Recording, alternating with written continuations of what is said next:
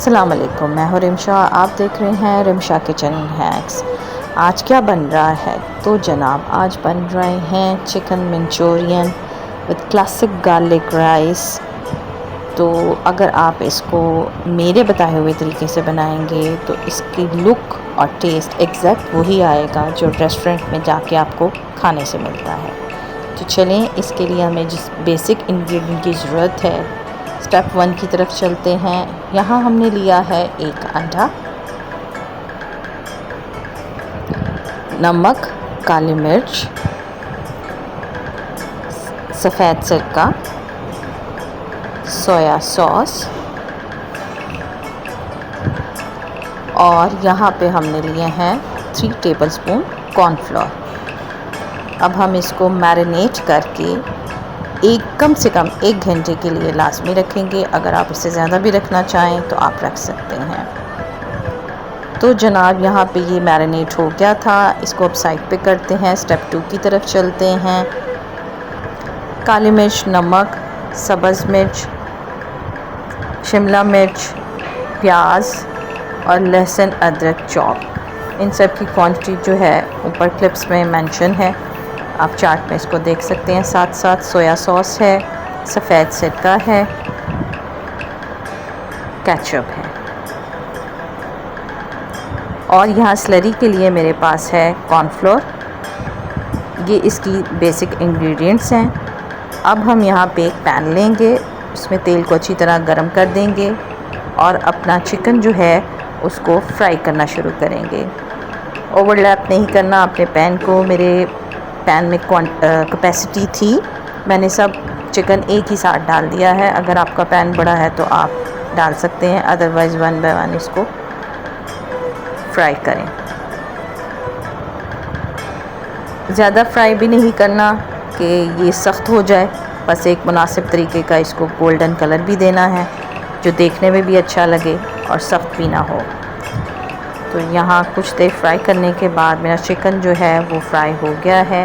اب میں اس کو ایک سیپریٹ پلیٹ میں نکال لیتی ہوں۔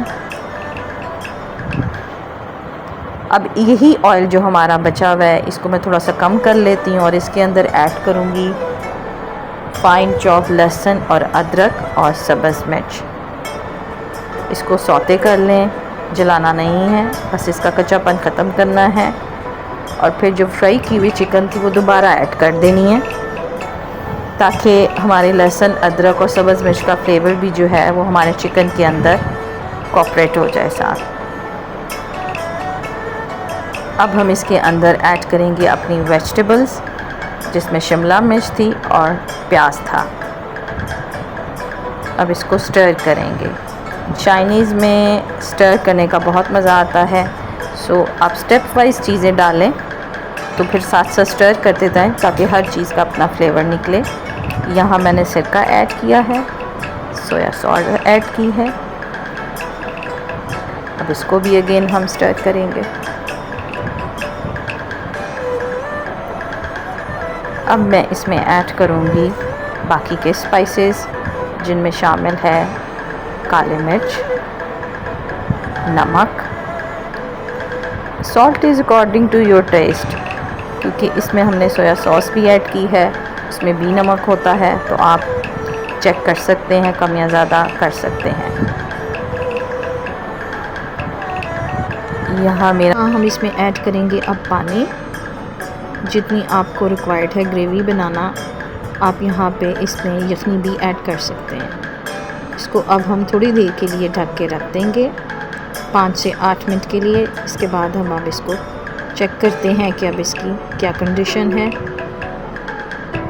تو جناب یہاں پہ ہمارا جو ہے آلموسٹ ڈن ہے یہ۔ اب ہم اس کے اندر ایڈ کریں گے کیچپ، 5 ٹیبل سپون کے قریب ہمارے پاس کیچپ ہے۔ یہاں پہ آپ چلی گارلک سوس بھی لے سکتے ہیں، میں نے پلین کیچپ لی ہے، آپ چلی گارلک سوس اور پلین کیچپ دونوں کو مکس کر کے لے سکتے ہیں۔ ریسٹورنٹ لک دینے کے لیے اب میں اس میں ایڈ کروں گی red food colour. Red food colour جو ہے وہ آہستہ آہستہ ڈیولپ کرتے ہیں، کیونکہ ابھی ہم نے ڈالنا ہے اس میں کارن فلور کی سلری، تو جیسے ہی وہ ڈلے گی تو اس کا کلر ڈل ہو جائے گا۔ چلیں آئیں اس میں سلری ایڈ کرتے ہیں. سلولی ڈالیں اور چمچ ہلاتے جائیں. جتنا گاڑھا رکھنا ہے اتنا گاڑھا رکھیں. مجھے یہاں کلر کم لگ رہا ہے، اب میں اس میں اور کلر ایڈ کروں گی. برائٹ ریڈ کلر اس کا نکالنا ہے جسٹ لائک کیچپ، لیکن اگر آپ زیادہ کیچپ ڈالیں گے تو وہ کلر کے لیے تو ٹیسٹ خراب ہو جائے گا. اب اس کو کرتے ہیں ہم سرو. تو جناب یہاں پہ میں نے اس کو سرو کیا ہے گارلک رائس کے ساتھ. گارلک رائس کی ریسیپی آپ میرے شارٹس میں جا کے دیکھ سکتے ہیں. یہ گاجر اور کیپسیکم کا پام ٹری میں نے بنایا ہے، جو اس کی بھی کلپس جو ہیں آپ شارٹس میں جا کے دیکھ سکتے ہیں. اس کے علاوہ اگر آپ کو میری ریسیپی اچھی لگی ہے تو اس کو لائک کریں، میرے چینل کو سبسکرائب کریں اور اپنے فرینڈز اور فیملی کے ساتھ شیئر کریں. Thanks for watching.